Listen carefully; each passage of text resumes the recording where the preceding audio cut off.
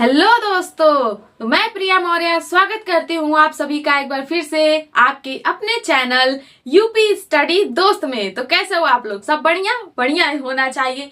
तो दोस्तों, आज की इस वीडियो लेक्चर में हम लोग क्लास 10th के हिंदी व्याकरण का बहुत ही महत्वपूर्ण टॉपिक पढ़ने वाले हैं, जिसका नाम है उपसर्ग और प्रत्यय। इसके पहले वीडियो में हम लोगों ने पर्यायवाची शब्द पढ़ा था, जो कि बोर्ड एग्जाम में इंपॉर्टेंट जो भी पर्यायवाची आते हैं वो हम लोगों ने पढ़ा था। तो उसे भी आप लोग जरूर देखें हमारे होम पेज पे, या फिर उसका लिंक हम डिस्क्रिप्शन बॉक्स में ऐड कर देंगे। तो दोस्तों, उपसर्ग और प्रत्यय ये बोर्ड एग्जाम का बहुत ही इंपॉर्टेंट टॉपिक है। ये आता ही है बोर्ड के पेपर में, तो ये बहुत ही इजी टॉपिक है।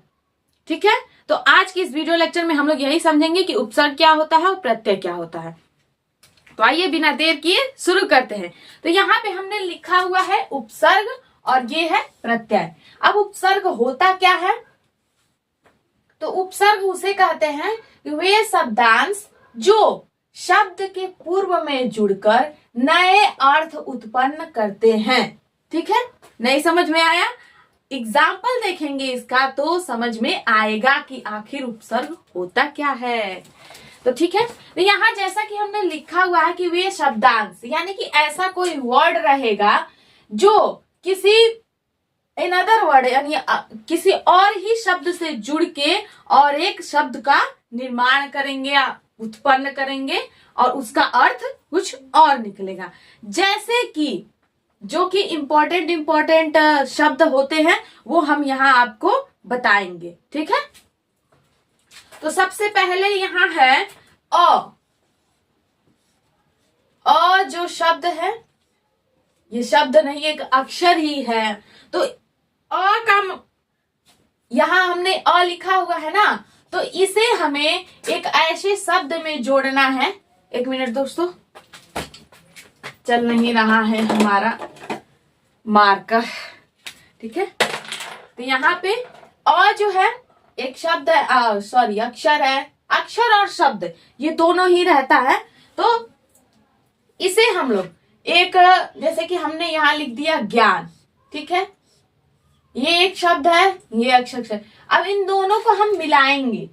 इन दोनों को मिलाने से जो नया अर्थ उत्पन्न होगा उसी को उपसर्ग कहा जाता है। ठीक है, तो अ और ज्ञान को जब हम ऐड करेंगे तो हो जाएगा अज्ञान। ठीक है, तो कुल मिला जुला के कहने का मतलब ये है कि एग्जाम में कैसे आएगा। ये एग्जाम में दे देगा कि अ उपसर्ग जोड़ करके शब्द बनाइए। ठीक है, तो अ जोड़ के हमने यहाँ पे अज्ञान बना दिया। उसके बाद हम लिख सकते हैं अकाल। अ में हम काल जोड़ेंगे। काल का मतलब समय होता है, और अ जो है तो और काल को जब हम मिला देंगे तो अकाल हो जाएगा। तो ये एक नए शब्द की उत्पत्ति हो गई। उसी प्रकार से और भी आते हैं शब्द जिसे जोड़ करके और अलग अलग जो है शब्दों की उत्पत्ति होती है। जैसे कि इंपॉर्टेंट में हमने यहाँ पे बताया अ, उसके बाद होता है अन। अन ऐसे ही ये दे देता है एग्जाम में और बोलता है इसी से आप 2 शब्द 3 शब्द का निर्माण नहीं, मतलब कि इससे रिलेटेड जो है आप वर्ड शब्द लिखिए उपसर्ग। तो अन होता है, अधि होता है, और अप होता है, अनु होता है। ये सब जो है उपसर्ग है। उपसर्ग क्यों है? क्योंकि ये शब्दों के आगे जोड़े जाते हैं, न कि शब्दों के पीछे। इन्हीं के आगे और एक शब्द जोड़ दिया जाएगा जिसका कोई मतलब होता है, फिर वो शब्द और ये शब्द मिल करके अलग ही शब्द की उत्पत्ति करते हैं जिसका अर्थ अलग होता है। ठीक है, तो यहाँ हमने कुछ ये लिखा है, और भी है उप, शह, नीर, अभी। ये हमने कुछ शब्द जो इंपॉर्टेंट होते हैं वो हमने यहाँ लिखा। अब इससे जो हम वर्ड बनाएंगे जोड़ करके वो आगे लिख लेते हैं।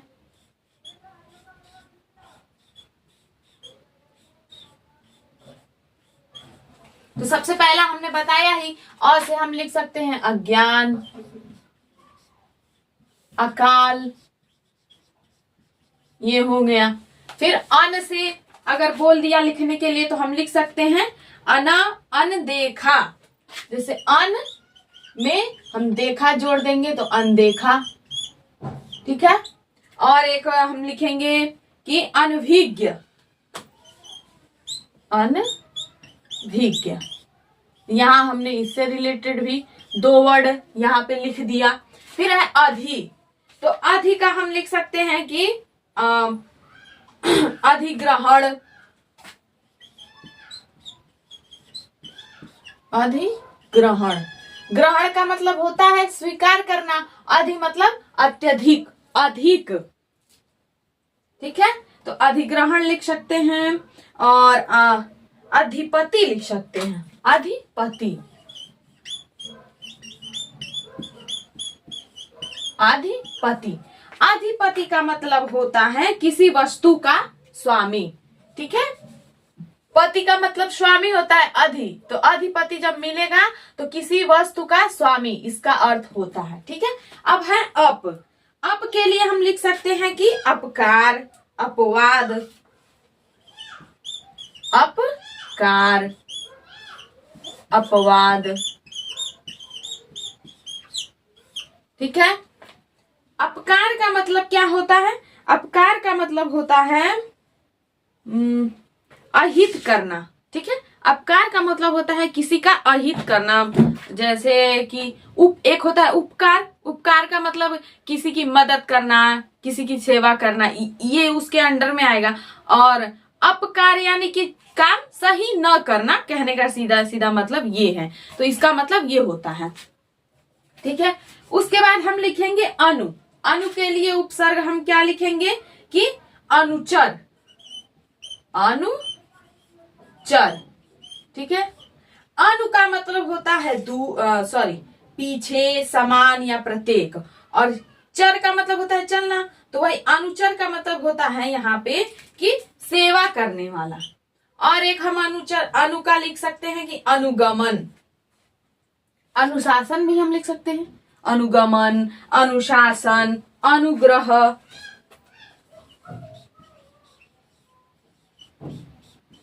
अनुशासन, ठीक है। उसके बाद है उप। अब यहाँ जैसे अप था तो अपकार हो गया, उप है तो हम यहाँ लिख सकते हैं उपकार। क्या होगा? उपकार। और क्या लिख सकते हैं? उपयोग, उपहार। तो यहाँ पे सब में उप आ रहा है ना, उपसर्ग आ रहा है। उपकार हो गया, उपयोग लिख सकते हैं, उपहार भी लिख सकते हैं। मतलब ऐसा हमें शब्द लिखना है जिसके आगे ये उपसर्ग आए। उसके बाद यहाँ हमने लिखा है सह। सह का मतलब क्या होता है? साथ। हम यहाँ लिख सकते हैं सहपाठी। सह माने साथ में, पाठी मतलब पढ़ने वाला, सहपाठी। और फिर लिख सकते हैं सहकर्मी। सहकर्मी, सह मतलब होता है साथ में, कर्मी मतलब काम करने वाला, सहकर्मी। फिर यहाँ हमने लिखा हुआ है निर। निर का मतलब होता है बाहर, ठीक है। तो यहाँ हम लिख सकते हैं ना निर्भय। निर्भय, निर्भय। ये र जो है यहाँ पर, ये इसके ऊपर है यहाँ पे, ठीक है ना। तो वही यहाँ पे है निर्भय। और क्या लिख सकते हैं हम निर के लिए? निराकार, निराकार। अब यहाँ पे आ की मात्रा लगा है तो इसका मतलब ये नहीं है कि ये चेंज हो गया है।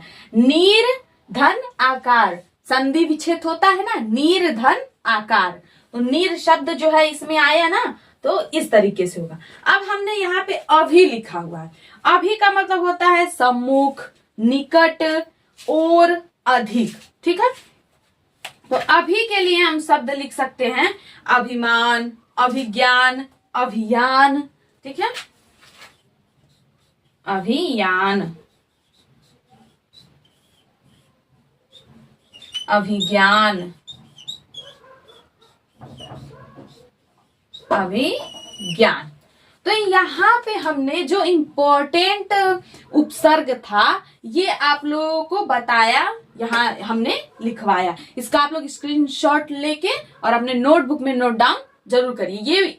ये ही इम्पोर्टेंट है, ये एग्जाम में पूछता है। ठीक है दोस्तों, तो आशा करते हैं आप लोग को अच्छे से समझ में आ रहा होगा। तो यहाँ हमने समझा उपसर्ग और फिर इस साइड है प्रत्यय। ये थोड़ा सा मिलता जुलता ही होता है। अब उपसर्ग जो है इसमें शब्द जो है वो शब्दों के आगे जोड़े जाते हैं, ठीक है। लेकिन प्रत्यय जो है वो उसमें इंपॉर्टेंट ये नहीं रहता है कि वो आगे ही जुड़ेगा या पीछे जुड़ेगा। जैसे कि हमने यहाँ लिखा हुआ है ना कि वे शब्दांश जो शब्द के साथ जुड़ करके नए अर्थ का बोध कराते हैं उन्हें प्रत्यय कहते हैं। इन शब्दांशों का न अलग से प्रयोग होता है और न कोई उनका अर्थ निकलता है, ठीक है। इसमें मतलब इसमें जो भी हम शब्द लिखेंगे तो उसमें जो जुड़ेगा उसका कोई अर्थ नहीं होता है, लेकिन उसके साथ जुड़ने की वजह से फिर जो अर्थ निकलता है तो उसे हम प्रत्यय कहते हैं। लेकिन यहाँ पर जो अ, अन, अधि, अप, अनु, उप, शह, निर, अभि हमने ये लिखा हुआ है ना, इन सारे शब्दों का अर्थ निकलता है, ठीक है। और यहाँ पे जो शब्द जुड़ेंगे उसका अर्थ नहीं निकलता है। अब यहाँ पे भी हम एग्जाम्पल देख लेंगे तो हमें समझ में आ जाएगा कि क्या होता है प्रत्यय। जैसे कि इसमें आता है कि लिख दिया आई, ठीक है, आई।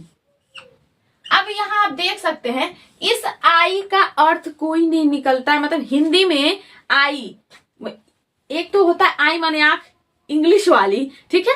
और जो हिंदी में हम आई लिखते हैं जैसे रीना आई, तो उसके लिए ये आई लिखा जाता है ना, तो इसका अर्थ निकलेगा। लेकिन ये वाला जो आई लिखा हुआ है इसका कोई अर्थ नहीं होता है। तो लेकिन ऐसे शब्द आते हैं जिसे हमें जिसका हमें प्रत्यय बनाना रहता है। बोल देगा आई लिखा है, इससे संबंधित आप दो प्रत्यय लिखिए, ठीक है। तो आई है तो हम लिख सकते हैं लिखाई, हंसाई, पढ़ाई, पिटाई, ये भी लिख सकते हैं। तो सारे शब्दों में लास्ट में आई आया है। पीट धन आई, पिटाई, लिखाई, लिख धन आई, लिखाई। वैसे आई जो है वो मराठी में मम्मी को बोला जाता है। यहाँ अगर आपको ये पता था तो कमेंट में जरूर लिखिएगा, ठीक है। खैर छोड़िए, जस्ट फॉर फन।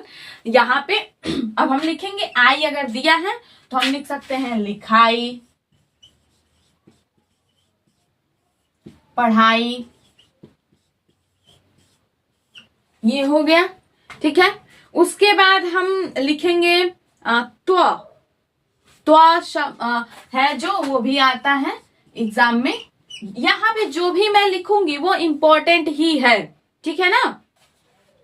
तो को हम लिख सकते हैं गुरुत्व, बंधुत्व, मनुष्यत्व, ममतत्व। तो जो है वो सारे शब्दों के लास्ट में जुड़ रहा है। तो कहने का सीधे सीधे मतलब हम ऐसे भी कह सकते हैं कि प्रत्यय में जो है वो लास्ट में जोड़ा जाता है और उपसर्ग में जो है वो पहले जोड़ा जाता है। एक मिनट, ठीक है। अब तो दिया हुआ है तो हम लिख सकते हैं ममतत्व। ममतत्व यहाँ यानी कि ममता उभरती है, मम्मी लोगों का प्यार, उसी को ममतत्व बोला जाता है, मदरहुड, ठीक है। फिर हम लिख सकते हैं गुरुत्व, ठीक है। फिर अब शब्द हम लिखेंगे ता। अब ता के लिए हम क्या लिख सकते हैं? पढ़ता, लिखता, और भी बहुत सारे शब्द हैं हमें ऐसा लिखना है कि लास्ट में ता आए और उसका कोई अर्थ निकले, ठीक है ना। सज्जनता, सुंदरता हो सकता है। अब आएगा पन। पन के लिए हम लिख सकते हैं अपनापन, और क्या लिख सकते हैं? पागलपन, बड़प्पन, पागलपन, ठीक है। लास्ट में पन आया है ना, तो यही उपसर्ग जुड़ रहा है शब्दों के साथ। उसके बाद अगर लिख दिया आवा या फिर वा, आवा या फिर वा भी लिख सकते, मतलब दिया रहता है, तो हम लिख सकते हैं क्या इसके लिए शब्द बताइए। दिखावा, पहनावा, भुलावा,